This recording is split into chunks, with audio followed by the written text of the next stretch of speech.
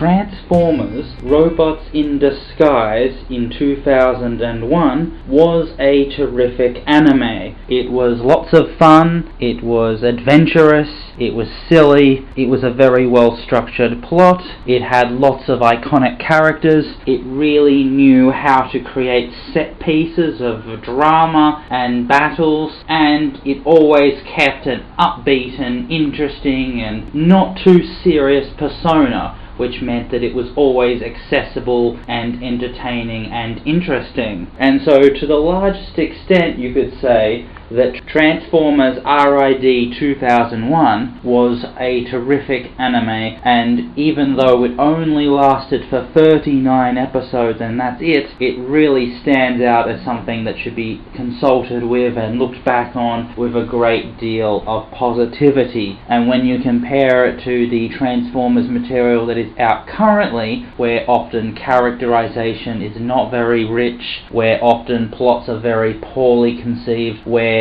they either try to be too silly or too serious, and they fail at capturing the right tone and mood, either by thinking that only through being always serious they'll actually be able to tell a mature story, and in the end they just tell one that's very boring and with lots of unreleased and unrelieved tension, or they try to be too funny and too silly so that you can never actually feel any sort of genuine attachment to the characters and the storyline, because you know there are no stakes involved, because you know that there's nothing to play for, and because the characters don't seem to be taking anything very seriously, so why should you? And in the end, you could take it or leave it when it comes to actually becoming engaged with the storyline. But with all that said, Transformers RID 2001 is certainly not a perfect anime. It is certainly very flawed, with lots of weaknesses that has costed a great deal in terms of being the perfect anime. And certainly there's no reason to just watch it with rose-tinted glasses and to paper over these weaknesses. We need to just acknowledge them, take stock at the limitations that the anime had, actually acknowledge and realize just how flawed and imperfect it was, so that we can better appreciate what it did right. After all, when you acknowledge the weaknesses and problems with something, you are in a better position to properly analyze and understand and fully appreciate the strengths. And so there are some weaknesses in Transformers RID, and it makes sense that we should spend a little bit of time acknowledging them and talking about them. The first weakness that has to be brought up is the plot, direction, and structure. It seems as though the writers of either the Japanese or the English dub didn't actually know the full plot of what was going to happen through the arcs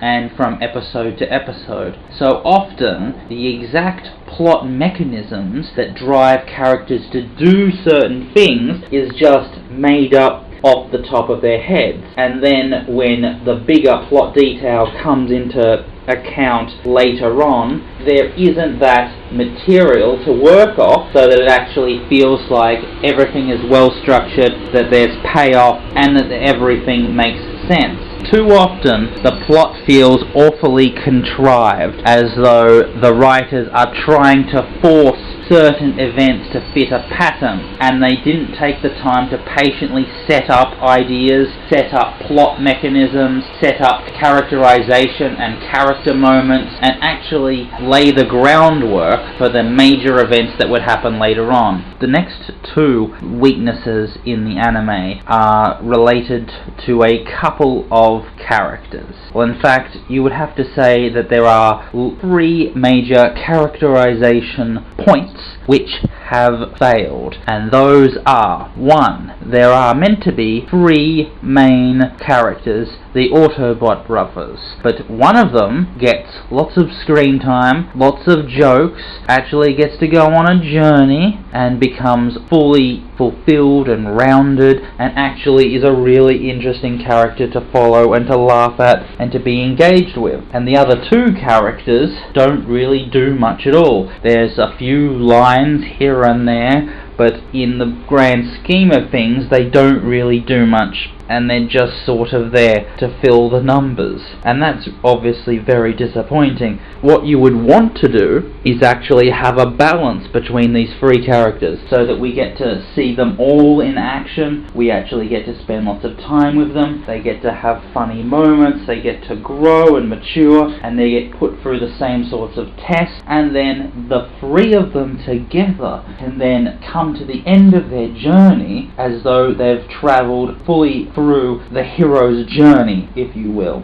The next problem is that there are a couple of characters which seem to be set up by the writers to follow a certain journey, and then they never actually follow that journey, and in the end their character feels unfulfilled, as though they never actually were able to overcome their weaknesses and their original sin and to actually grow into a new person. Instead, right when the setup had all been done, and it seemed as though a new evolution in their journey would arise, the writers suddenly decided to flip it around and to actually make the status quo become reinstated, and so these characters actually just fall into a state of limbo because they never actually become new people, and instead they're the old person, but they have gone through a lot, and somehow they've decided that instead of changing, they're just going to stick to what they have been doing for the last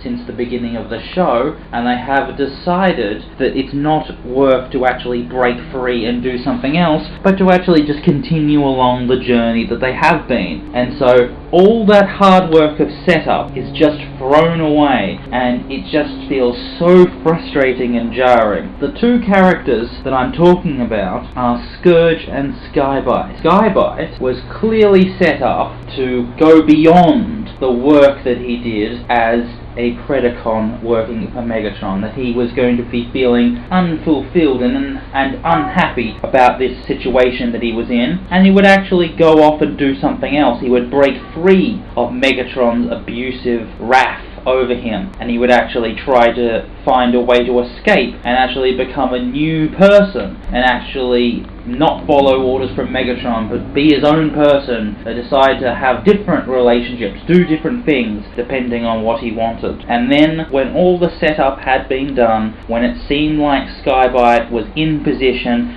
and ready to make that last moment move in order to escape, he didn't do it, and instead he just kept following Megatron's orders, and it looked like his character had not grown the way he was meant to, and it was immensely disappointing to see that happen. The same thing happened with Scourge, but that's obviously a bit different because there is a plot reason why that happened, because Scourge was kidnapped and reprogrammed by Megatron, so Scourge tried to launch the coup against Megatron, but then was foiled.